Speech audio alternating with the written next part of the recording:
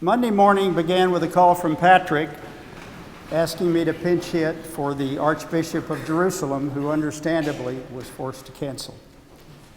Believing that God has a purpose and orchestrates the events in our lives, it's a pleasure to share bits of my story and the impact of Christ Church on the life of Pamela, me, and our family.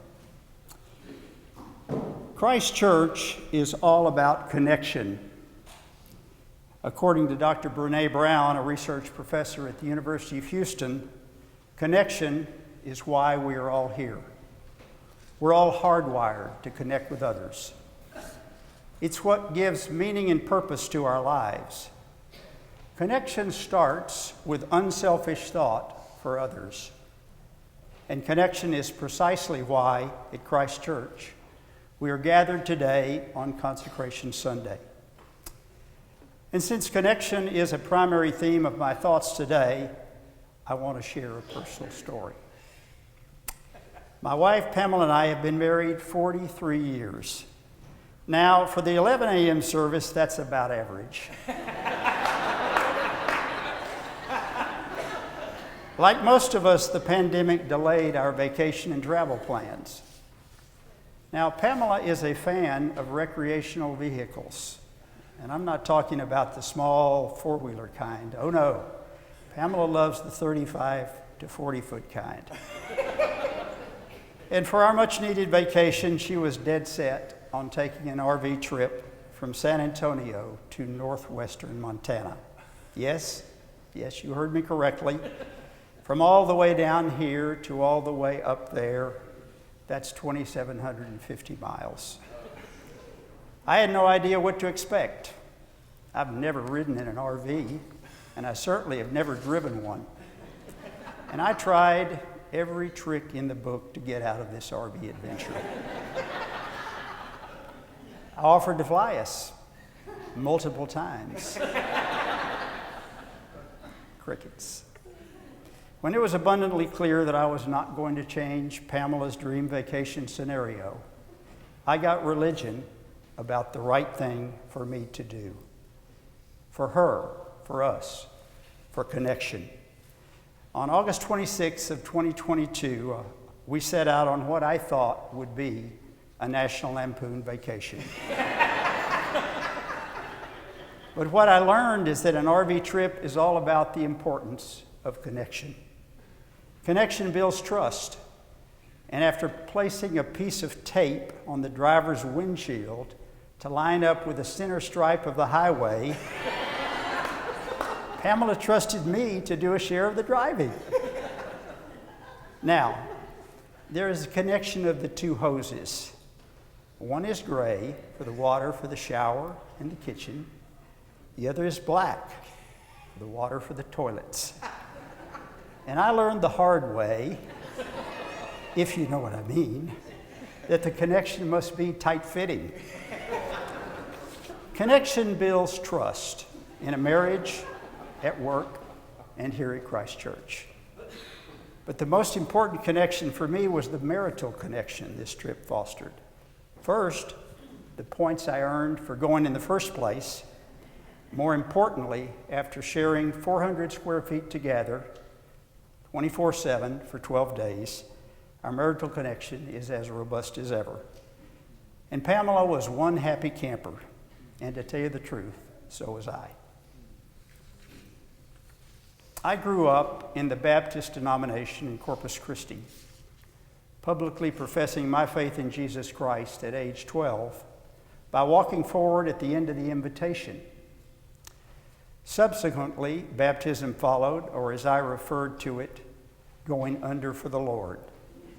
Total immersion, buried in darkness, risen to walk in new light. Those of you who, like me, are getting a little long in the tooth may remember my father's high-calling radio spots, one-minute inspirational messages played on stations like WOAI. Dad was a lay minister, leading youth crusades in the late 1940s at Baylor, and preaching internationally with a Billy Graham team during the 1950s. Thereafter, he began focusing on writing, the small group, and Faith at Work movement, where he was a pioneer in advancing these concepts during the ensuing 40 years of his ministry. These were supported principally through the lay leadership forums, Lady Lodge at the H.E. Butt Foundation camp, and his books. As the eldest of 3 children, I was blessed in having loving, stable, and God-fearing parents. And if the generalities regarding personality from birth order hold merit, I was a classic achiever and pleaser.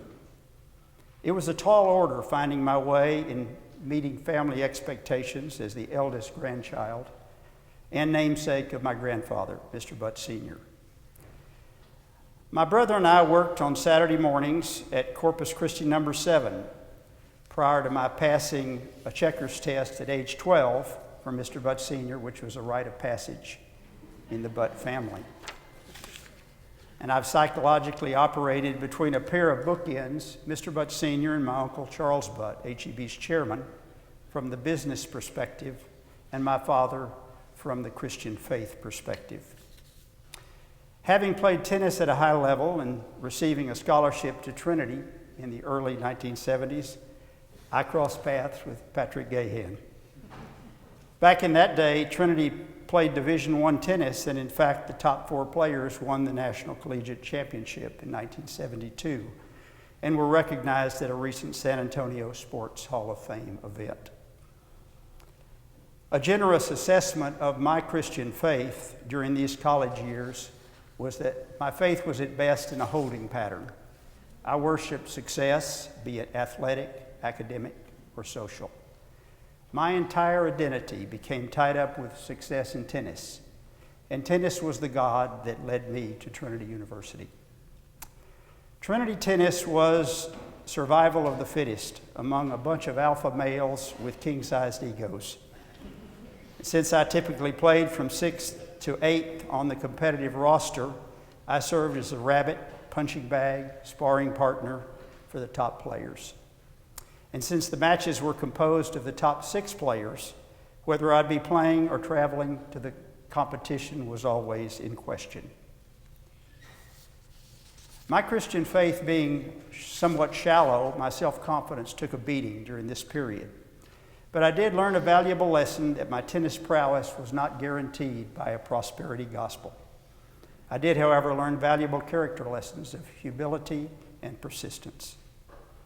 After graduation in 1974, I went directly to work for H.E.B., taking time away to earn an MBA at UT Austin in the late 1970s. After marrying my wife, Pamela, in 1980, we were immediately transferred to McAllen, where I oversaw the South Texas Division stores along the border with Mexico. Much to my father's chagrin, we joined Trinity Episcopal Church in Farr. And for a boy raised Southern Baptist, being served wine on a church altar by a priest was an irresistible temptation. I don't believe my father's theology ever reconciled itself with infant baptism, although Reverend Schroeder tried his best when our 3 were baptized here at Christ Church. We moved to San Antonio in the mid-'80s and joined Christ Church during the Ted Schroeder period through the mid-'90s. H.E.B. employed McKinsey & Company as consultants in the early 90s to study the feasibility of H.E.B.'s expansion into Mexico. And for 5 long years, and through a major peso devaluation in 1994, our study continued. We even set up a mock store in the free trade zone of Laredo with temporarily imported Mexican product. For me, these were years of preparation, including learning a passable level of Spanish. They were also, toward the latter part, years of frustration. As one of our consultants commented, "Howard, I'm a little worried about your career. You're the VP of Mexico, but have no stores." After commuting for several years back and forth between San Antonio and Monterey, our family moved to Monterey in the summer of 1997, shortly after the opening of our first store, H.E.B. Chapinque. In the following 25 years plus, the H.E.B. Mexico team constructed a business with a solid level of return on invested capital. Equally important, we built a business that improved the quality of life of our partners, as we refer to our employees, our customers, suppliers, and the communities we serve. From the border south to Querétaro, about 200 kilometers north of Mexico City. Currently, we operate 80 stores there, and we employ about 18,000 partners. Initially, we joined Holy Family Episcopal Church, led by the former CFO of Alpha, Reverend Peter Hutchison. Later, my faith journey led me to form a men's Bible study at my home with a group of Presbyterian missionaries doing church planting throughout Mexico, led by Andres Garza, who now leads City to City Latin America, for its recently deceased founder, Tim Keller. Tim's passing was a great loss for Christianity, but a wonderful addition to Heaven's Angels. As Pamela relocated back to Texas around 2011 due to our 3 children's return to the U.S. for college and a high level of narco-related violence in northern Mexico, this Bible study group and the founding of the San Pedro Church gave me a great spiritual support over 6 somewhat lonely years as I'd commute back and forth to Texas on intermittent weekends. I, along with the Butt family, have been blessed beyond my ability to be sufficiently grateful. But with God's help, I'm working on it. I'm aided by the famous Swiss theologian Karl Barth, who reminds us that to believe in Jesus Christ is to become grateful. I've been incredibly blessed by the support of Pamela, Charles Butt, and the entire HEB Texas team, along with a small group of Texas expatriates who relocated to Monterey with us in those early startup years. Of course, our talented Mexican executives and partners deserve the lion's share of the credit. As one can imagine, there were plenty of highs and lows along the way, both personally and professionally. Now, I've never known anyone, have you, who's ever said, "I was so successful, I had to come to Jesus." Well, maybe there's one politician I can remember, but I won't go there.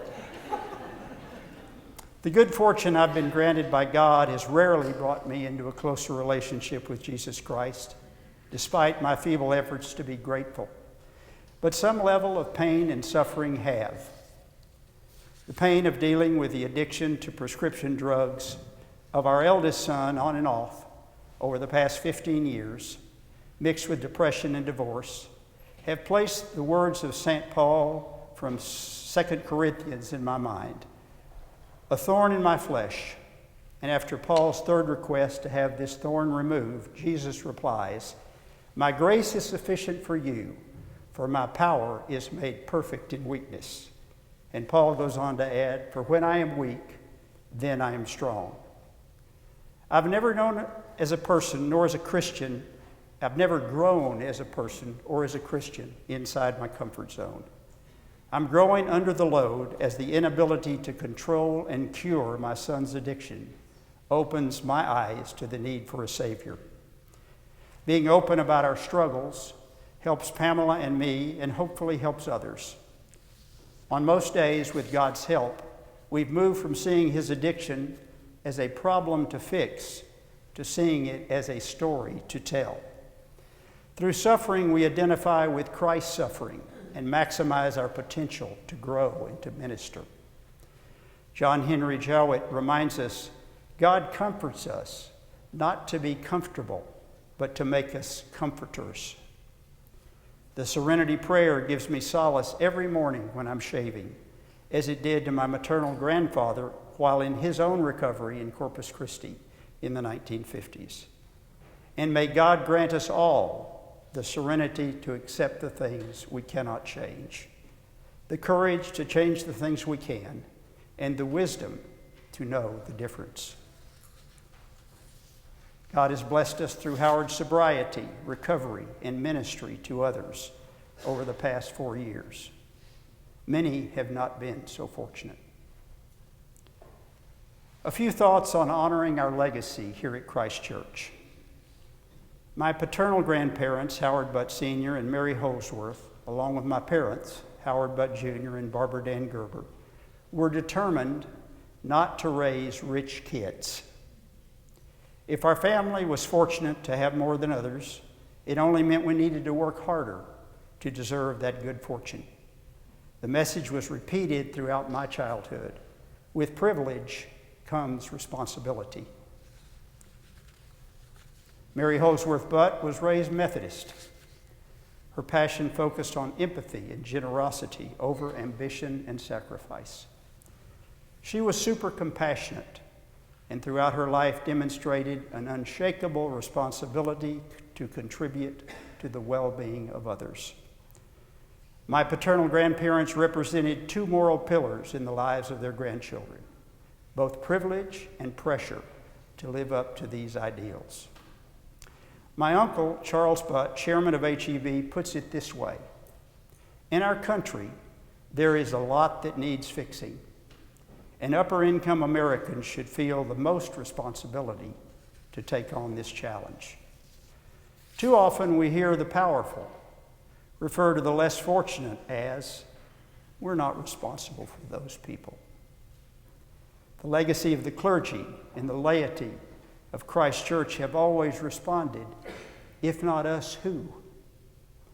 Christ Church since 1907 has a rich legacy of connection throughout the city, nation, and world. We are responsible to nurture and minister to the less fortunate. May we respond generously this Consecration Sunday with our time, talent, and treasure, honoring our responsibility and our legacy. This is the high calling of our connection to others at Christ Church. Thank you.